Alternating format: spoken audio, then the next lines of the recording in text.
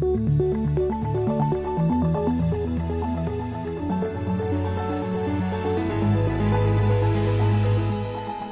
This Morning.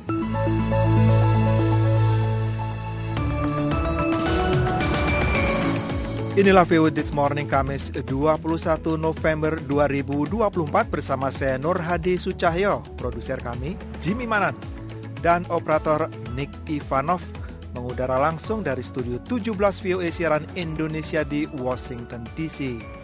Selamat pagi pendengar semua, terima kasih masih bersama kami. Dan terima kasih juga untuk semua radio afiliasi yang sudah mengantarkan siaran ini sehingga bisa dinikmati semua pendengar di Indonesia. Menjelang akhir pekan, semoga rutinitas Anda berjalan lancar. Kami di VOA pagi ini akan menyajikan berbagai laporan yang pastinya informatif dan menarik. Yang pertama, soal nasib kasus hukum yang menimpa Presiden terpilih Trump. Really, the core of this is to find out whether or not Trump's sentencing is going to move forward at all. Sebenarnya inti dari ini adalah mengetahui apakah vonis Trump akan dilanjutkan atau tidak. Dan dari Indonesia ada pernyataan tegas pemerintah terkait Palestina. Ingatlah, ini bukan beban yang hanya ditanggung oleh rakyat Palestina. Masyarakat internasional memiliki kewajiban moral untuk bertindak, bukan dengan retorika saja, tetapi dengan langkah-langkah nyata. Siaran kami dapat juga disimak di situs kami di www.voaindonesia.com atau melalui podcast di platform langganan Anda. Untuk mengawali rangkaian laporan itu, rekan saya Taris Hirziman akan membacakan sejumlah berita dunia. Silakan Bung Taris.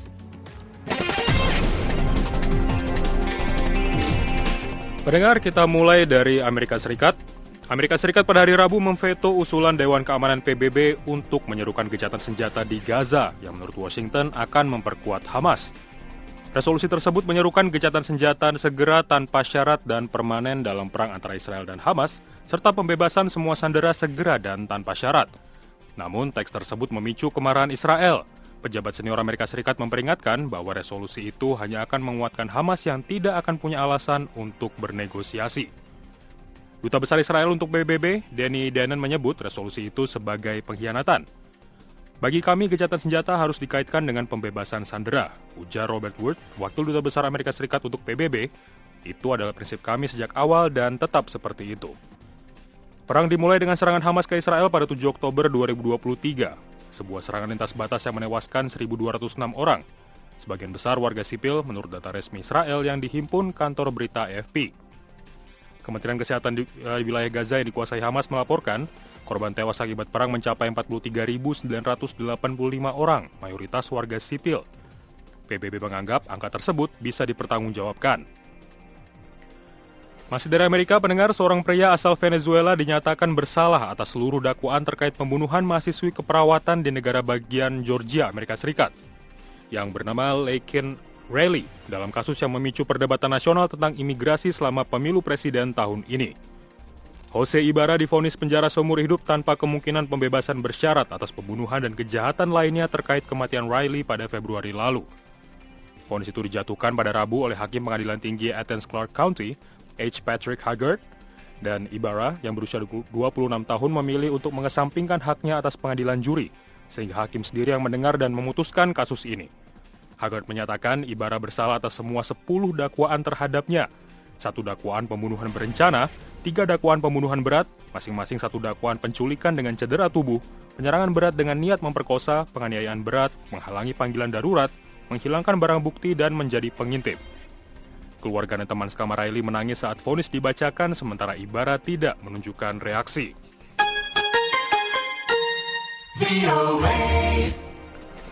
Kita beralih ke Asia, pendengar. Tiongkok telah melampaui Amerika Serikat dan kembali menjadi donor bilateral terbesar kedua untuk negara Kepulauan Pasifik, menurut laporan terbaru dari Lowy Institute yang dirilis Rabu.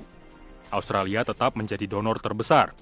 Lowy Institute, lembaga penelitian berbasis di Australia, merilis Pacific Aid Map setiap tahun untuk melacak pinjaman dan dana hibah di wilayah tersebut. Peta tahun 2024 mencakup data pendanaan dari 2008 hingga 2022. Laporan tersebut menyoroti bahwa kebangkitan komitmen proyek baru dari Tiongkok menunjukkan ambisi besar untuk mengerjakan proyek infrastruktur utama di wilayah Pasifik. Australia tetap menjadi donor terbesar dengan kontribusi 1,5 miliar dolar, diikuti oleh Amerika Serikat di peringkat ketiga dengan alokasi 249 juta dolar. Motivasi geopolitik menjadi faktor utama bagaimana Tiongkok memberikan bantuannya, dengan menekankan kebijakan satu Tiongkok sebagai alasan utama keterlibatan mereka di kawasan Pasifik, menekankan Taiwan sebagai bagian dari Tiongkok dengan Beijing sebagai satu-satunya pemerintahan yang sah menurut laporan tersebut.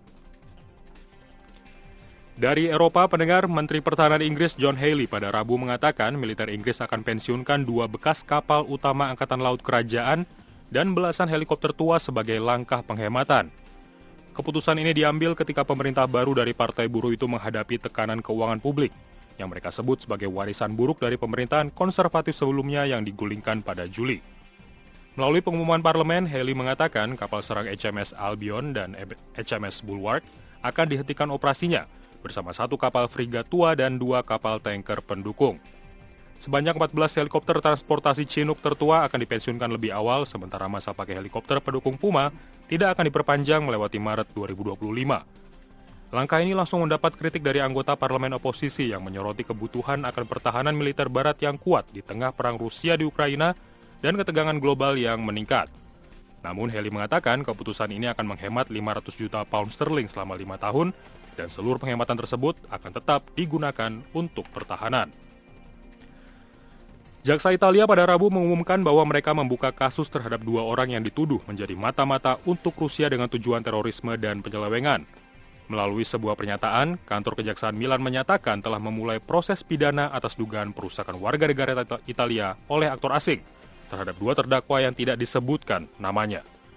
Demikian berita dunia kali ini, saya Tarsir Ziman dari Washington DC.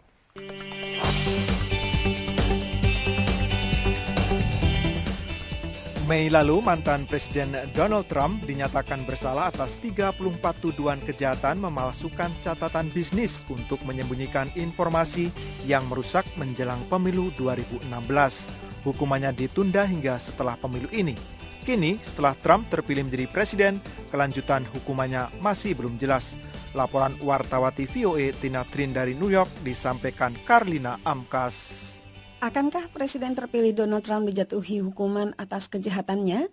Jawaban atas pertanyaan itu masih belum jelas. Hakim Negara Bagian New York, Juan Merchan, mempertimbangkan keadaan luar biasa dari mantan Presiden Amerika Serikat itu yang dinyatakan bersalah dan akan dijatuhi hukuman, tetapi kini menjadi presiden terpilih. Pada Mei, Trump dinyatakan bersalah atas 34 tuduhan kejahatan, memalsukan catatan bisnis untuk menyembunyikan pembayaran kepada bintang film porno Stormy Daniels. Uang itu untuk menyembunyikan skandal seksnya menjelang pemilu 2016. Vonis Trump dalam kasus yang disebut uang tutup mulut telah ditunda beberapa kali. Kemenangannya dalam pemilu awal bulan ini menimbulkan keraguan akan kelanjutan proses hukumnya. Dosen New York Law School, Anna Kominsky, mengatakan, Really, the core of this is to find out whether or not Trump's sentencing is going to move forward at all. Sebenarnya inti dari ini adalah mengetahui apakah vonis Trump akan dilanjutkan atau tidak, dan itu termasuk apakah akan terjadi sebelum dia menjabat, setelah menjabat, atau apakah kasusnya akan dibatalkan begitu saja. Menurut tim pembela Trump, putusan bersejarah Mahkamah Agung pada Juli memberi Trump kekebalan sebagai presiden, dan bahwa kasus tersebut harus dibatalkan sepenuhnya. Namun, Jaksa Distrik Manhattan, Alvin Bragg, berpendapat juri telah mencapai vonis bersalah sebelum putusan Mahkamah Agung, dan bahwa Trump belum menjadi presiden ketika itu. Dosen hukum di University of Pennsylvania, Claire Finkelstein, berpendapat, If Juan Merchan decides that he agrees with the prosecutor's suggestion as a possibility, then he would engage in what might be termed an equitable stay. Jika Juan Merchan memutuskan bahwa ia setuju atas saran jaksa sebagai suatu kemungkinan, maka ia akan terlibat dalam apa yang mungkin disebut sebagai penangguhan proses mengingat keadaan luar biasa terdakwa menjadi presiden Amerika Serikat, dan ia akan secara efektif menunda kasus tersebut hingga 2029 setelah Donald Trump lengser dari jabatan presiden. Kasus uang tutup mulut bukanlah satu-satunya kasus yang harus dihadapi presiden terpilih. 2 kasus federal diajukan penasihat khusus Jack Smith. 1, tuduhan bahwa Trump tidak becus menangani dokumen rahasia. Kedua, bahwa Trump campur tangan dalam pemilu. Kasus-kasus ini dilaporkan akan ditutup karena kebijakan Departemen Kehakiman yang sudah lama berlaku menyebutkan bahwa presiden yang sedang menjabat tidak dapat didakwa dengan suatu kejahatan. Namun, kasus campur tangan dalam pemilu di Georgia tidak termasuk yurisdiksi federal. Karlina Amkas, VOA, Washington.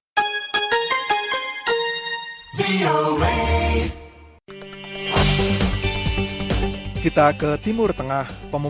Pemukim Yahudi di tepi barat menyambut baik terpilihnya kembali Donald Trump beserta pilihannya Mike Huckabee sebagai duta besar Amerika Serikat untuk Israel. Para pemukim mengatakan mereka berharap akan menganeksasi tepi barat dan bahkan membangun pemukiman di Gaza. Berikut laporan wartawan VOA Linda Gretstein dari Kedumim tepi barat disampaikan Utami Hussein. Kedumim adalah komunitas kecil di bagian utara tepi barat yang dibangun pada pertengahan 1970-an. Daniela Weiss, seorang tokoh pemukim dan anak-anaknya adalah salah satu keluarga Yahudi pertama yang tinggal di Kedumim. Sekarang ia berharap Presiden terpilih Amerika, Donald Trump, akan menerima kedaulatan penuh dan pencaplokan permukiman tepi barat tanpa ada ketentuan mengenai negara Palestina. Katanya, Presiden Amerika yang mengatakan, saya akan memberi Anda hadiah, saya akan memberi Anda kedaulatan, tetapi Anda tidak boleh membahasnya. Tidak, ini semua milik kita. Harus mampu mengatakan bahwa ini semua milik kita. Mengapa? Karena ini adalah janji Tuhan kepada Abraham. Menteri Keuangan Israel Bezalel Smotrich memperkirakan pada 2025 Israel akan menganeksasi daerah yang dikenal sebagai area C, 60% wilayah tepi barat yang berisi permukiman Yahudi dan tempat tinggal lebih dari 500.000 pemukim. Aneksasi Israel terhadap wilayah sengketa ini menonjol dalam kebijakan Timur Tengah pada masa jabatan pertama Trump yang mengakui kontrol Israel atas dataran tinggi Golan. Mike Huckabee yang ditunjuk Trump sebagai duta besar Israel telah lama mendukung kuat permukiman Yahudi di tepi barat. Ia menyebut teritori itu berdasarkan namanya di Alkitab, Yudea dan Samaria. Katanya, saya mengakui Yudea dan Samaria sebagai bagian dari Israel, dan saya percaya bahwa yang terpenting adalah kita menyadari ada lebih banyak orang Yahudi tinggal di Yudea dan Samaria daripada yang disadari kebanyakan orang, dan jumlahnya signifikan. Sebagian analis mengatakan Israel harus berhati-hati soal aneksasi wilayah secara sepihak. Hodaya Karis Hazoni, koresponden surat kabar garis keras Makorishon, mengatakan,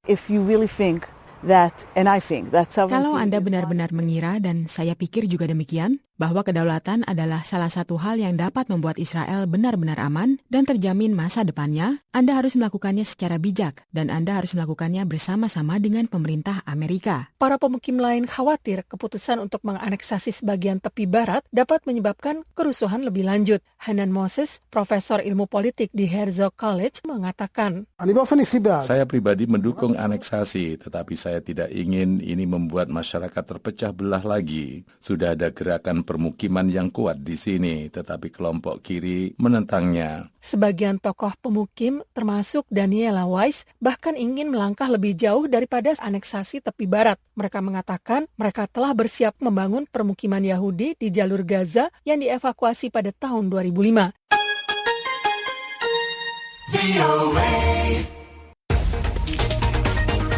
Kita ke tanah air. Menteri Agama Nasaruddin Umar mengajak semua pihak untuk terus mendukung dan memperjuangkan kemerdekaan Palestina dengan tindakan nyata dan konkret. Reporter VOA Gita Intan melaporkan dari Jakarta.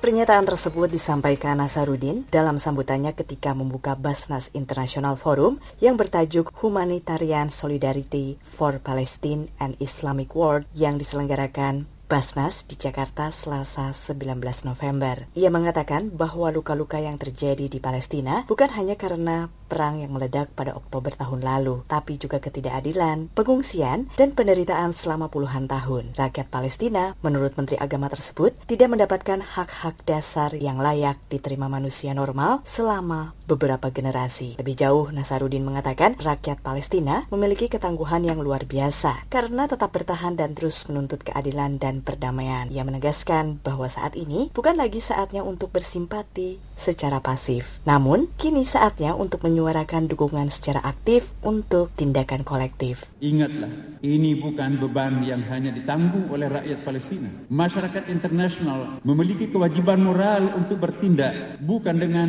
retorika saja, tetapi dengan langkah-langkah nyata dan konkret menuju perdamaian, baik melalui advokasi politik, bantuan kemanusiaan, atau upaya untuk mewujudkan resolusi yang adil bagi konflik. Sementara itu, Ketua Basnas, Nur Ahmad, mengatakan forum yang diselenggarakan oleh organisasinya bertujuan untuk memberikan kontribusi nyata bagi Palestina dan dunia Islam. Secara khusus, untuk Palestina sendiri, ia mengakui pihaknya telah membuka program donasi yang bertajuk Membasuh Luka Palestina dan telah berhasil mengumpulkan dana 305 miliar rupiah. Masih cukup banyak yang kami simpan dalam rangka untuk rekonstruksi tadi yang disampaikan oleh Bapak Wakil Menteri Luar Negeri dan juga Bapak Menteri Agama.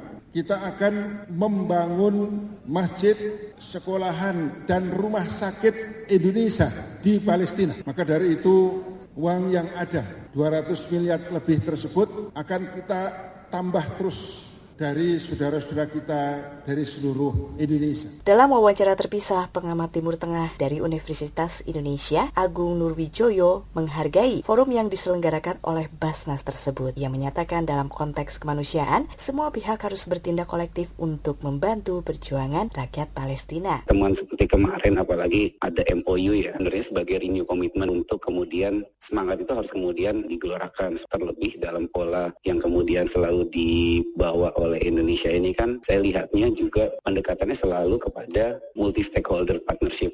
Dia tidak melulu bergantung kepada pemerintah. Pemerintah dalam aspek politik ya kan itu menjadi satu kemestian dan usaha untuk menghentikan konfliknya dari perangnya dan segala macamnya. Tapi di sisi yang lain ternyata ada ruang juga yang kemudian itu dimiliki oleh kelompok-kelompok sosial masyarakat. Dari Jakarta, Gita Intan melaporkan untuk VOA Washington.